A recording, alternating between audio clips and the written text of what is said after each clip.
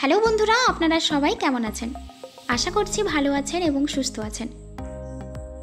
আজকের এই ভিডিওতে দেখবেন চিনি কিভাবে তৈরি করা হয়ে থাকে তার সম্পূর্ণ প্রসেস। তো লোকে বলে ক্রিকেট মে ধোনি আর চায় মে চিনি না হতো আচ্ছা নেই লাগতা। আর এই কথাটা অনেকটা সত্য। চায়ের মধ্যে সঠিক পরিমাণ চিনি না হলে চায়ের সঠিক স্বাদ পাওয়া যায় না। চা আর চিনির সম্পর্ক এমনই দুটি জিনিস মিশিয়ে চা তৈরি করা হয়। ক্রিকেটে ইন্ডিয়া টিমে ধোনি না খেললে যেমন ভালো লাগে না, তেমনি চায়ের মধ্যে চিনি না হলে চাটা মজার হয় না। আর এই চিনি দিয়ে কত কিছু তৈরি হয়ে থাকে যা আমরা খেতে পছন্দ করি, মিষ্টি হোক বা মোরব্বা এবং বাড়িতে বানানো অনেক মিষ্টি খাবার। তাহলে আপনারা কি কখনো ভেবে দেখেছেন যে চিনি কিভাবে ফ্যাক্টরিতে তৈরি করা হয়ে থাকে? হ্যাঁ, আপনারা সবাই জানেন যে চিনি আখের রস দিয়ে তৈরি করা হয়, কিন্তু ফ্যাক্টরিতে কিভাবে ও কি প্রসেসে তৈরি করা হয় সেটা কি কখনো দেখেছেন? আমাদের এই ভিডিওতে সম্পূর্ণ প্রসেস নিয়ে আলোচনা করব। এগুলো জানার জন্য এবং দেখার জন্য ভিডিওটা সম্পূর্ণ দেখার চেষ্টা করুন এবং অবশেষে একটা লাইক দিয়ে আমাদের মনোবল বাড়িয়ে দেবেন, যাতে আগামীতে এরকমই ভালো ভালো ভিডিও বানাতে পারি। যে কোনো অনুষ্ঠানে ব্যবহার করা মিষ্টি খাবার থেকে শুরু করে সকালে চা খাওয়া পর্যন্ত যে মিষ্টি জিনিসটি দেয়া হয় সেটি হলো চিনি। আর এই চিনি জমিতে চাষ করা আখ থেকে হয়ে থাকে। সর্বপ্রথমে এর চাষ করা হয় আর এইগুলো পরিপূর্ণ রূপ নিলে কেটে ফেলা হয়। তারপর সেগুলোকে বড় কোনো গাড়ি দিয়ে লোড করা হয় এবং ফ্যাক্টরিতে নিয়ে গিয়ে আনলোড করা হয় ওয়ার্কার দিয়ে, আবার কোথাও মেশিন দিয়ে করা হয়। এই ভিডিওর মধ্যে দেখতে পাচ্ছেন আখের বড় বড় গোছাকে মেশিনের সাহায্যে তুলে অন্য জায়গায় দেওয়া হচ্ছে। এরপর এগুলোকে পরিষ্কার করার পালা আসে। আখের ওপর জল ছড়ানো হয় পরিষ্কার করার জন্য, যাতে বেশি বেশি ময়লাগুলো পরিষ্কার হয়ে যায়। এরপর একটা মুভি কনভেয়ার বেল্ট আখগুলোকে ক্রেশার মেশিনে ঢেলে দেয়, যেখানে আখের শক্ত উপরের অংশ ছিলে আলাদা করে নেওয়া হয় আর এখানেই ছোট ছোট ভাবে কেটে নেওয়া হয়। এবার সময় আসে এগুলো থেকে রস বের করার, আর এই কাজের জন্য অনেক বড় বড় রোলার লাগানো থাকে। ছোট ছোট কাটা আখের অংশগুলো এই রোলারের মধ্যে ভরে প্রচণ্ড প্রেসার দিয়ে সমস্ত রস বের করে নেওয়া হয়। আখের রস বের করার পর যা বেঁচে থাকে সেগুলোকে বাগাস বলা হয়। আর এগুলো ফেলে দেওয়া হয় না, এগুলো খুব সুন্দর জ্বালানির কাজ করে। আর এই জন্য চিনি তৈরি করা মেশিনগুলো জ্বালানোর জন্য জ্বালানি হিসেবে এই বাগাসগুলো ব্যবহার করা হয়। আপনারা দেখতে পাচ্ছেন আখ শুধু চিনি তৈরিতে ব্যবহার হয় না, এর বাকি অংশগুলো চিনি তৈরি করার মেশিনের জ্বালানি হিসেবে ব্যবহার করা হয়ে থাকে। এবার আখের রসগুলো পাইপের মধ্যে পাঠানো হয় এবং এক জায়গায় করে নেওয়া হয়। আর এখানে আখের রসের মধ্যে থাকা কিছু নোংরা সেগুলোকে আলাদা করে নেওয়া হয়। আর এগুলোকে চিনি তৈরি করার আগে স্যাম্পল নিয়ে ল্যাবরেটরিতে পরীক্ষা করা হয়, যেখানে আখের রস পরিষ্কার করে কনসেন্ট্রেশন টেস্ট করে নেওয়া হয়। আর সব কিছু ঠিকঠাক থাকার পর আখের রসগুলোকে বাকি প্রসেসের জন্য পাঠিয়ে দেওয়া হয়। আখের রসগুলো এখানে এসে সেটি শুদ্ধ করার প্রসেসিং শুরু করা হয়। রসের পিএইচ লেভেল এখানেই দেখে নেওয়া হয়। অন্যদিকে এই ফ্যাক্টরিতে কাজ করা ওয়ার্কাররা লাইম জলের সঙ্গে মিশিয়ে একটি মিশ্রণ তৈরি করে নেয়, যেটা আখের রসের মধ্যে মেশানো হয়। আর এখানে একটি মেশিনের সাহায্যে আখের রস ও লাইম এই দুটি মিশ্রণকে কয়েক ঘন্টা ধরে ভালোভাবে মিশিয়ে থাকে। আর এই প্রসেসকে অ্যালকালিনাইজেশন বলা হয় থাকে। আর এখানে পিএইচ লেভেল রেগুলেট করার সাথে সাথে পরিষ্কার করার সাহায্য করে থাকে। লাইম মেশানোর জন্য এই মিশ্রণ হলুদ রঙের হয়ে যায়। এরপর এগুলোকে ক্ল্যারিফাই ট্যাঙ্কির মধ্যে ভরে দেওয়া হয়।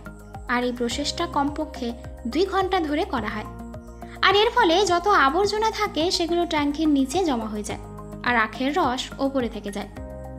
আর এই প্রসেসে আপনি এই টিউবের মধ্যে দেখতে পাচ্ছেন আখের রস কতটা শুদ্ধ হয়েছে। এরপর আখের রস ও ট্যাঙ্কের নিচে জমে থাকা আবর্জনা আলাদা করার প্রসেস শুরু করা হয়। আর এখানে কোনো জিনিস ফেলে দেওয়া হয় না। এই প্রসেসের পর আবর্জনাগুলোকে জমির সার হিসেবে ব্যবহার করা হয়। এরপর ক্ল্যারিফাইড ট্যাঙ্কের থেকে আখের রসগুলোকে বড় বড় ট্যাঙ্কে ভরে এক জায়গায় করা হয়। আর এগুলোকে নির্ধারিত তাপমাত্রায় ফোটানো হয়। আর এখানে আখের রসগুলোকে ফোটানো হয়, তার ফলে এই রস গড়ালো হয়ে যায়। আর এই গড়ালো রসকে নেক্সট প্রসেসের জন্য খোলা ট্যাঙ্কের মধ্যে ঢেলে দেওয়া হয়। আর এখানে আরও একবার পরিষ্কার করে নেওয়া হয়। এখানে যদি কোনো ধরনের খারাপ এলিমেন্ট থাকে তাহলে সেটা ট্যাঙ্কের উপরে একটা আবরণ তৈরি হয়ে যায়, আর সেগুলোকে রোটেটিং মেশিনের সাহায্যে বাইরের দিকে ছাড়িয়ে ফেলা হয়। এরপর দেখতে পাচ্ছেন এখানে সসের মতো গড়ালো রসের সিরাপ পাওয়া যাচ্ছে, যেটা গরম করার জন্য হয়েছে। এরপর সুক্রোজ ক্রিস্টাল মিশিয়ে রসের সিরাপের মধ্যে থাকা সুগারকে ফোটানোর কাজ করে থাকে। এরপর এই সিরাপকে অন্য একটি ট্যাঙ্কের মধ্যে ভরে ফুটিয়ে সুগার ক্রিস্টাল তৈরি করা হয়, আর এই সময় এই মিশ্রণে যতটুকু জল মজুদ থাকে সেটা বাষ্প হয়ে বেরিয়ে যায়। আর এই প্রসেস চলাকালীন একজন ওয়ার্কার সিরাপের কন্ডিশন বারবার চেক করতে থাকে, কারণ এর মধ্যে যে পরিমাণ জল থাকে সেটা বাষ্প হয়ে উঠছে কিনা। আর এর মাঝেই এটাও চেক করতে হয় যে সিরাপের রুস্টালাইজেশন সঠিক হচ্ছে কিনা। মিশ্রণ সামান্য পরিমাণ হাতে নিয়ে দেখা হয়, যখন চিটচিটে হয় না এবং একটু চাপ দিলে আলাদা হয়ে যায় তখন অন্য প্রসেসের জন্য পাঠানো হয়। আর এখানে এক ধরনের হাই স্পিড সেন্ট্রাফিউগাল মেশিনের মধ্যে ঢেলে দেওয়া হয়, যেখানে সুগার ক্রিস্টাল সিরাপ থেকে আলাদা হয়ে যায়। আর এই মেশিনটি 1200 RPM রেভলিউশন প্রতি মিনিটের হিসেবে ঘুরতে থাকে, যার ফলে ক্রিস্টালের ভেতরে থাকা বক্সের মধ্যে জমা হতে থাকে আর বাকি সব পদার্থ বাইরে বেরিয়ে আসে। এই সময় জলের প্রভাব দিয়ে ক্রিস্টাল পরিষ্কার করে নেওয়া হয় আর এই জলগুলো বাইরে বের করে দেওয়া হয়। এরপর শুধু সুগার ক্রিস্টাল তৈরি হয়ে থাকে। এখানে সেন্ট্রাফিউগাল মেশিন ঠিক এমনই কাজ করে থাকে যেমন ওয়াশিং মেশিন কাপড় ধোয়ার জন্য কাজ করে। এরপর একটা বড় কনভেয়ার বেল্ট সুগার বাইরে বের করে দেয়। তো বন্ধুরা, এখানে দুই ধরনের চিনি তৈরি হয়ে থাকে, একটা হালকা সাদা এবং অন্যটি খুব সাদা। আর এখানেই চিনিকে সাইজ অনুপাতে আলাদা করা হয়। আর এখানে আপনারা দেখতে পাচ্ছেন কিভাবে একটা ঘুরন্ত কনভেয়ার বেল্টের দিকে চিনি এগিয়ে যাচ্ছে। আর এই সব চিনিগুলোকে ড্রাই মেশিনের মধ্যে ঢেলে দেওয়া হয়, যেখানে গরম হওয়া চিনির মধ্যে দেওয়া হয় এবং পরিমাপ করে নিচে নিয়ে আসা হয়, যা সম্পূর্ণ চিনি তৈরি হয়ে বেরিয়ে আসে।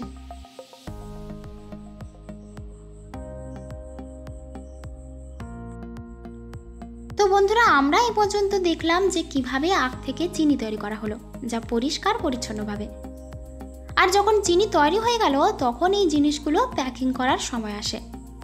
আর এখানে চিনিগুলো প্যাকিং করার জন্য কনভেয়ার বেল্টের সাহায্যে একটি ট্যাঙ্কের মধ্যে ভরা হয়ে থাকে এবং নিচে পর্যন্ত পাইপ থাকে, যার সাহায্যে বস্তার মধ্যে ভরা হয়। আর এই বস্তাগুলো অন্য একটি মেশিনের সাহায্যে সেলাই করা হয়। তারপর এগুলো চাহিদা অনুযায়ী বিভিন্ন মার্কেটে পাঠানো হয় এবং বেঁচে থাকা চিনিগুলো স্টক করে রাখা হয়, যাতে পরবর্তী সময় চাহিদা অনুসারে দেওয়া যায়। তো এই প্রসেসের মধ্যে আপনারা দেখলেন চিনি ফ্যাক্টরিতে কিভাবে চিনি তৈরি হয়, যা আমাদের কাছে পৌঁছে বিভিন্ন মিষ্টি খাবার বানিয়ে থাকে এবং আমাদের মধ্যে অনেকের মিষ্টি খাবার খেতে খুবই পছন্দ করে। আজকের ভিডিও এখানেই শেষ করছি। এই ভিডিওটি ভালো লেগে থাকলে একটা লাইক করে যাবেন। আর এইরকম সুন্দর সুন্দর ভিডিও আগামীতে পেতে হলে এই চ্যানেলটি সাবস্ক্রাইব করে নেবেন এবং পাশে থাকা বেল আইকনটি টিপে অল অপশন সিলেক্ট করে নেবেন।